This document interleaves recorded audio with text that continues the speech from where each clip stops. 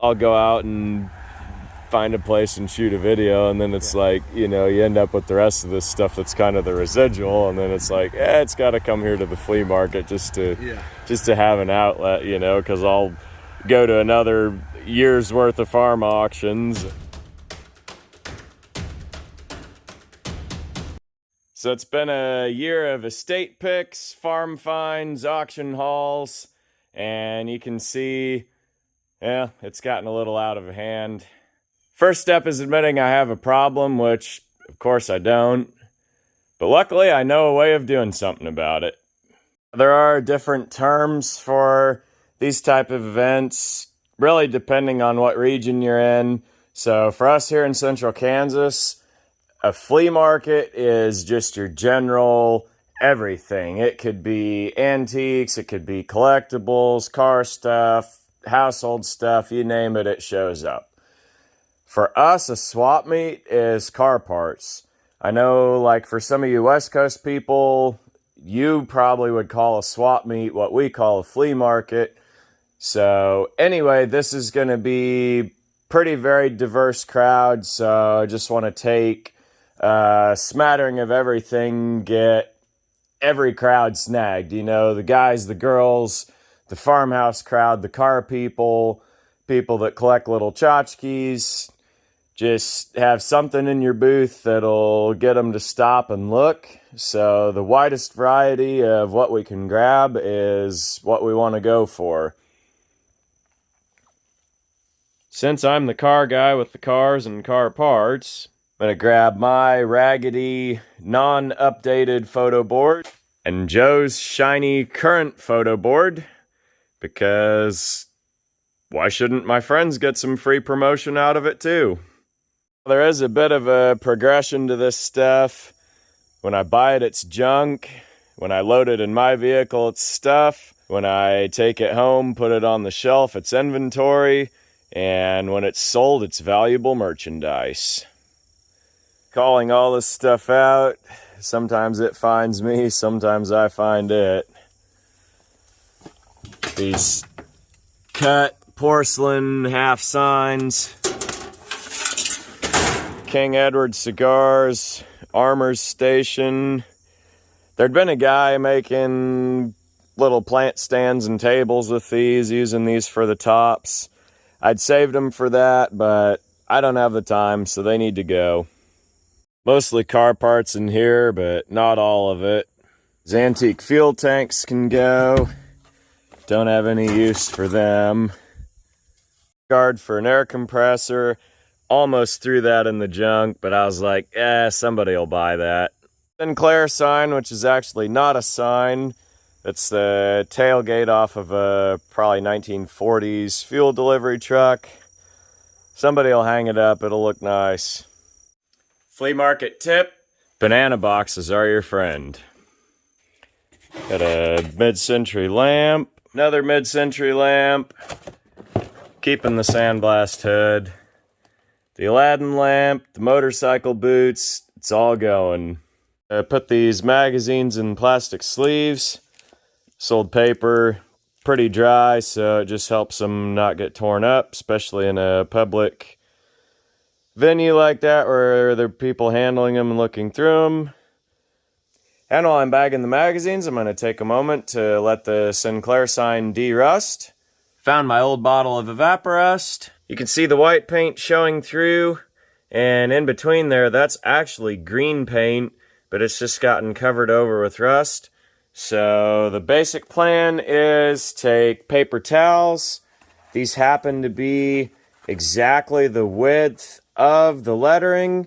So we lay them out, we soak them in Evapo-Rust, and usually takes 4, 5, 6 hours at least for that to work.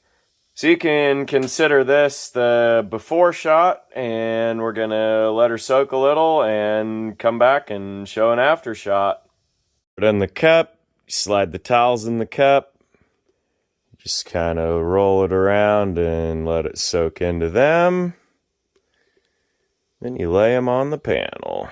You pat the bubbles out of the towels and you wait. One last thing to do, and that's cut these old tar buckets and propane jugs into junk-o'-lanterns.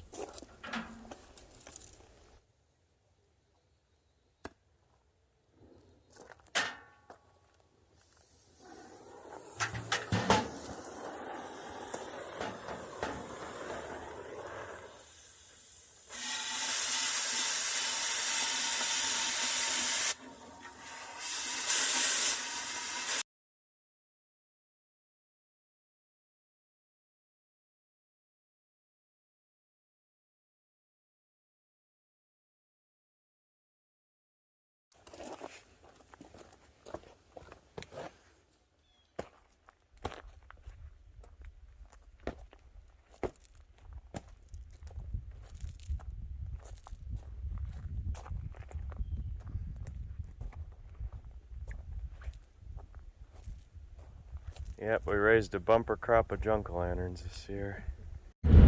So I'm headed out. It's the morning of the meet, and as you can see, the streets are wet.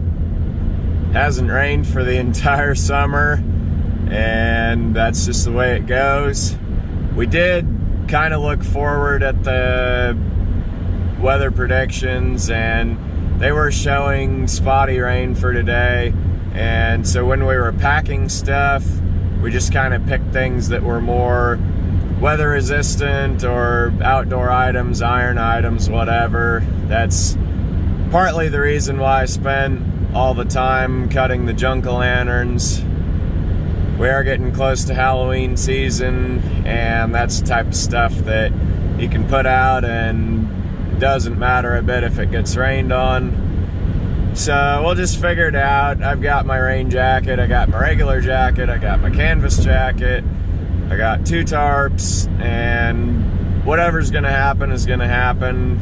You make all your preparations, and the day of the meet comes, and you just kind of figure it out as you're going along. So Dad's already down there, and he's getting started unloading. I'm gonna swing by and grab a breakfast sandwich and be on the way. So here we are coming in. Getting here a little after 7 o'clock, which was my target time. This whole little paved frontage road here will be totally lined with cars, both sides, once all the spectators get here.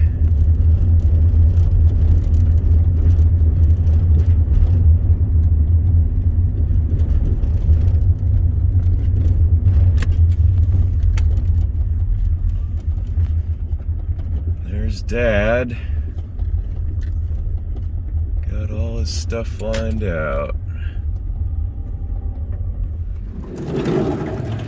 One van full of junk-o'-lanterns.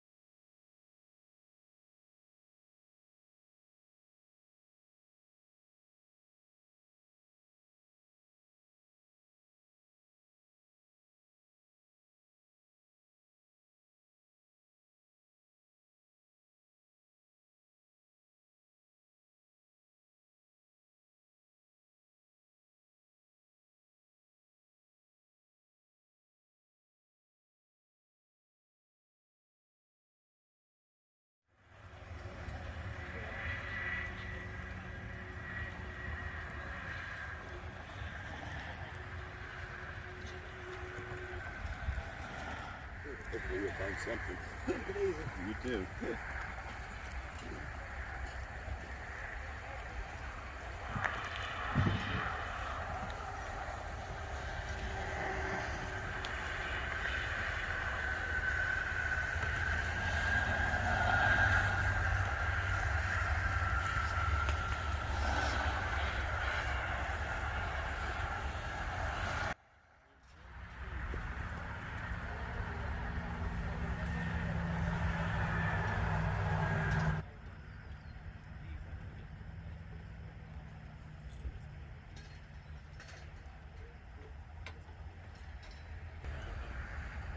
Was a dolly, now it's a quilt rack.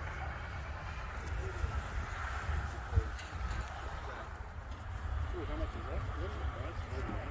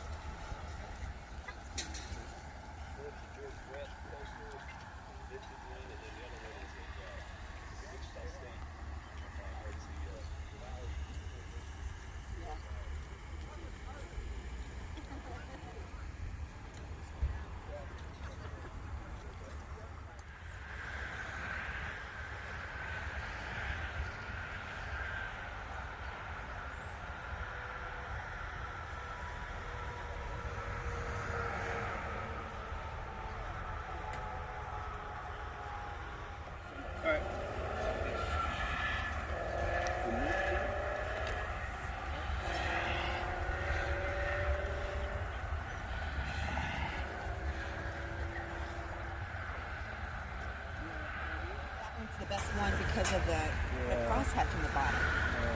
So that's the only one we have. Okay, so that's fun. Thank you. Thanks. We'll see you around. See you tomorrow, maybe.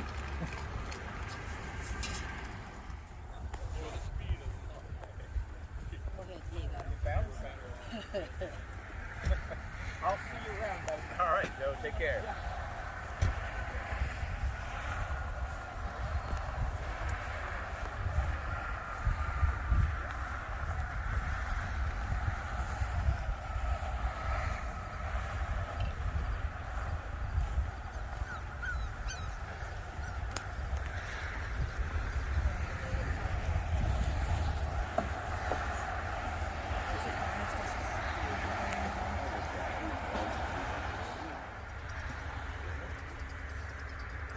You know what it came off of?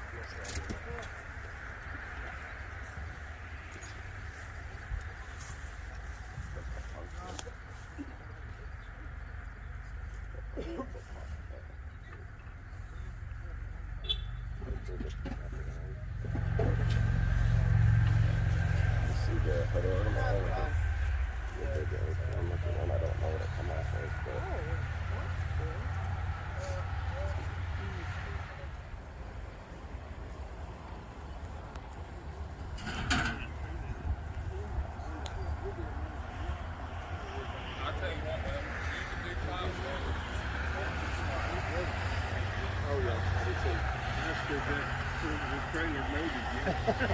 I appreciate it.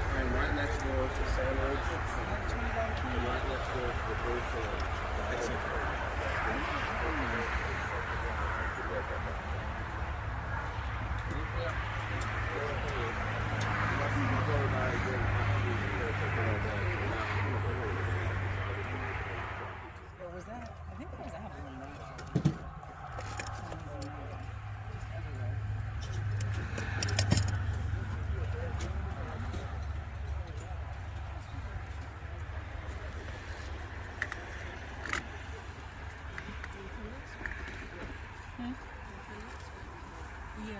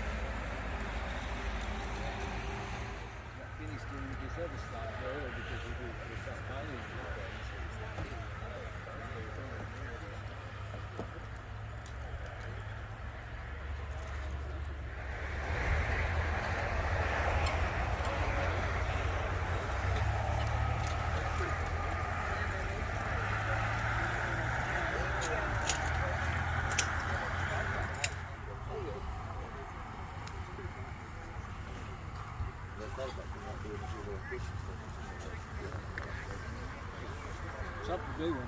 Yeah. Worth it? I've seen that before, so Yeah. must be decent at least. It's pays for it.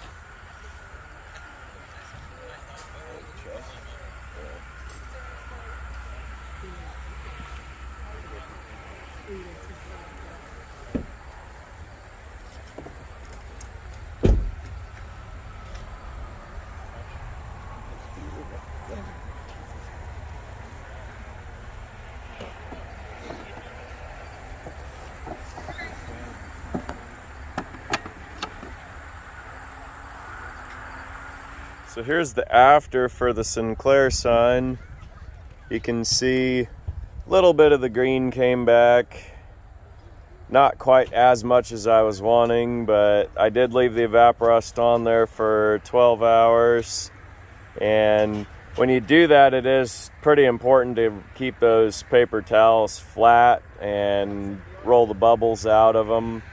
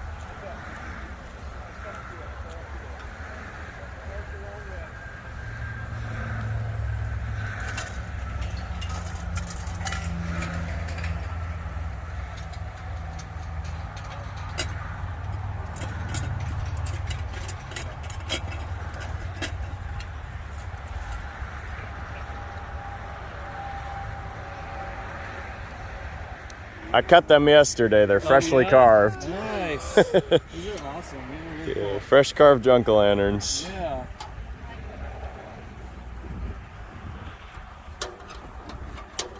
Going with that white one? Sorry. Hold it up, turn it again. It just... I made some happy faces and some angry faces. Just a little variety. I like the classic one, and then I like the mean looking one.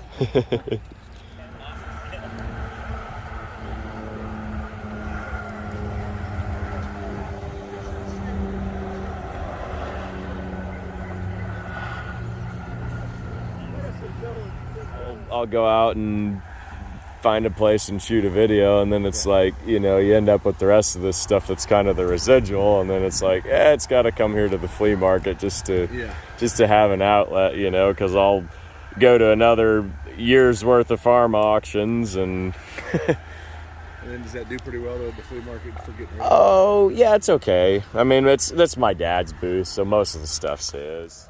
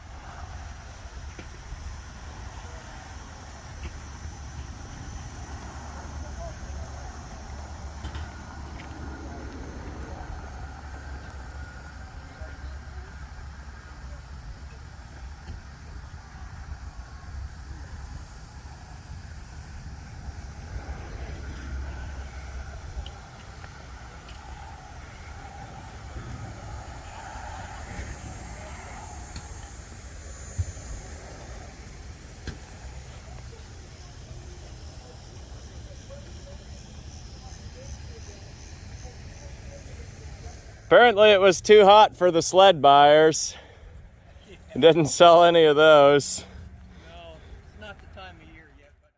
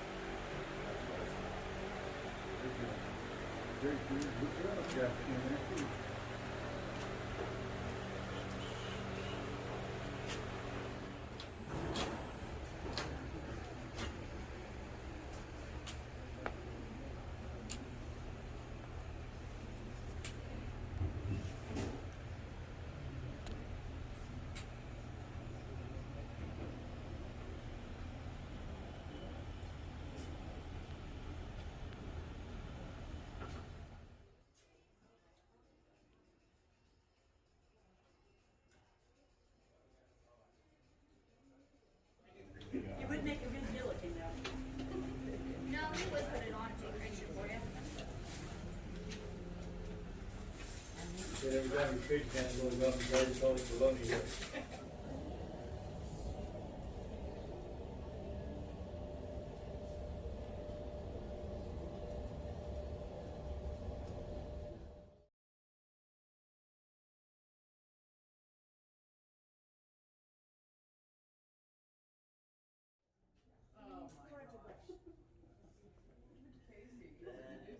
That's a traveling Christmas present, if you said it.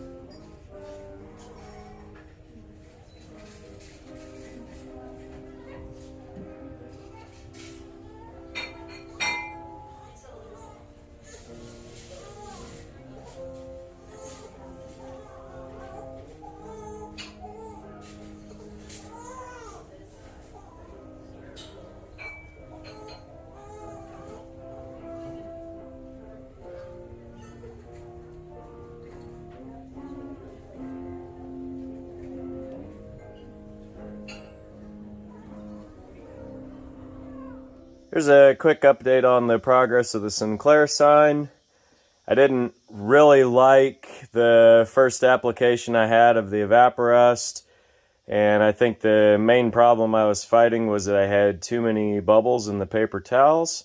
So I noticed after that first application also that there was just a little bit of sheen to the paint, and that's good because it means that it's not all totally cooked out and dead. That bit of sheen means that there's still some gloss if you can just get the rust and the junk, that scummy layer, off the surface. So you can see the little bit of haze here on the end, and I went over it whole thing with steel wool and just kind of knocked a bunch of that scum off so that the Evapo-Rust can really just work with the rust itself and not the scum. And so in order to get the paper towels to lay really flat, I tried another experimental technique which is working out really good. So I'll show you that. I laid the towels on flat and dry, and then since the Evapo-Rust is reusable, I saved in the cup the old liquid and the old towels. I just folded them up. And so you can see by just taking that and just squeezing the old towel a little and pulling it across, you can see that it lays super flat.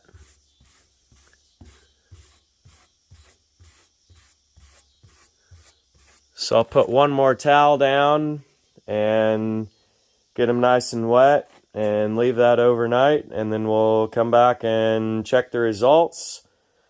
Whatever I do here, pretty much going to call it good and throw a coat of wax on it, and then this will be done. Here's a little bit of an after on the Sinclair. I know you guys are probably tired of seeing it, but you can see that with the second application of the Evapo-Rust and the steel wool, getting a lot more of that green to come back. And if you turn it kind of up in the light, you can see there's definitely a sheen to it. I did not wax it. That would be my thing. I know some of these guys like the juice, whatever they call that, and some guys like to clear coat them. I personally think that's wrong, because if it yellows or starts to lift after time, then you've got really a mess on your hands. My opinion is they've been waxing vehicles for decades, and why change the formula? So this is the final application on that, and I'm calling this good done now. Obviously it's not sold as of the time I'm making this video. It is available.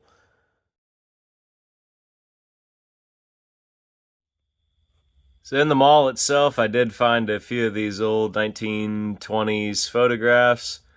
Ones with the children on the car, just super, super neat. And the little roadster there, snappy little guy there with a snappy little car. All these old pictures, you just wonder what the stories were behind them. That's a moment captured in time.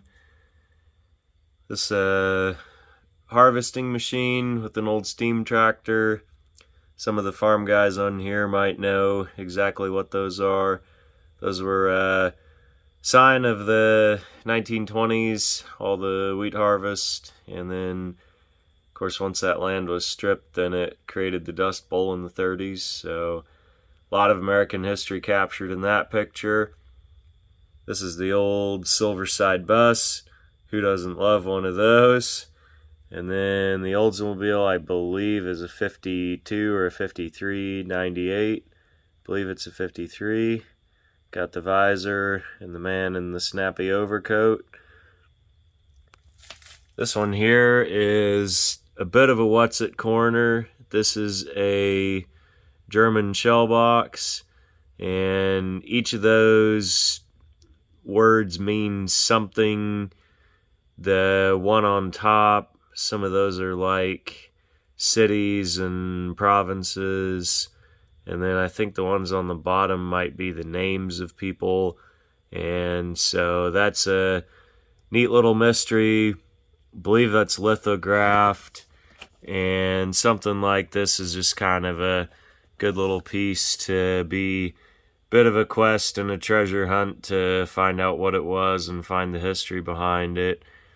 Then inside of here, this is a World War II soldier issued prophylactic packet, and it's been opened. There's a little instruction sheet and all the stuff in there.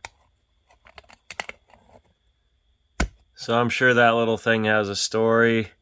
Just really neat box. I see the paper and cardboard ones sell pretty well on eBay, and hadn't seen any of the older 10 shell boxes listed, so I figured that'd be a good little eBay piece. Might be 50, 60 bucks, who knows.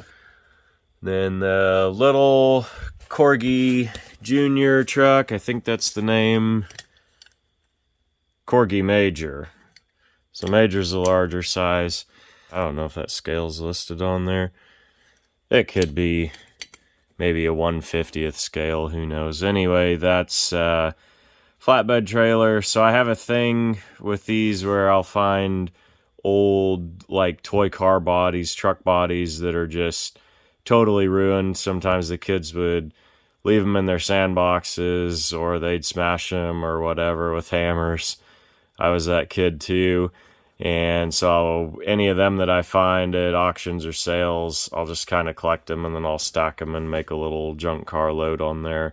Kind of makes a neat display when it's all done. And you can take toy car bodies that otherwise really would be worthless and not have any value, and turn them into a pretty neat display when it's done.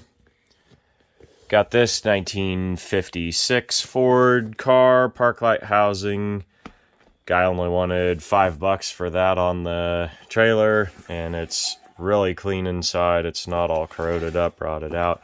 So I'll give that to Joe as a thank you for helping me work on the wall hanger noses of the old cars, and he can have that to go with his 50s Ford collection out at the Rust Ranch, and somebody will probably ask for that thing one day when he's selling parts to the Ford guys. Picked up this Automobile Quarterly book. This one's dedicated to the Pontiac, and so you got a lot of really neat old Art Deco looking Pontiacs in there. There's a 3-window coupe there. Look at that thing, what a magnificent car. Then 35, 36, they started with the Silver Streak bands on the hood, and those ran till like 56. And just really neat history of the company. I've actually got one of these 50 fastbacks. It's a super cool car. It'd be a fun one to do something with. So that book just kind of resonated with me. Wasn't really a Pontiac guy, but in the last year I've really taken a liking to them. And then one of the really, really neatest pieces out of the whole place at the flea market there was this William McKinley tribute book. Our Martyred President, he was assassinated, and so this book is from 1903, I think, is the date. 1901. It's got a little handwritten message in there with a fountain pen. Old papers. A little bit dry, but this thing's holding together really well. Photography wasn't super common back then, so a lot of these old books you see hand-drawn deals. Don't really call them cartoons, but more just graphic art, visual art. So this book, just really unique artifact of our country's history. And William McKinley in his time was a very, very popular president. The next president after him, of course, was Theodore Roosevelt, who was a very, very popular president and kind of overshadowed McKinley, but in his time, it was almost like the Kennedy assassination would have been there in '63. People just were very shocked and very torn because he was a president who was very well liked and respected. So as you can see, I have less clutter to add than what I started with. The goal is to reduce volume, and in our time there at the flea market, we did sell quite a few things, and so did reduce some volume, so that's good. And these flea markets, they're every few weeks, every month, so there's always an opportunity to return and pack more things down and sell more things. A little bit different video this time. Hope everybody enjoyed it. Everybody kind of comments on some of these videos, what do we do with the stuff afterward, and so I just wanted to take a little chance to film that and let you guys in on the part B of our finds. See you on the next one.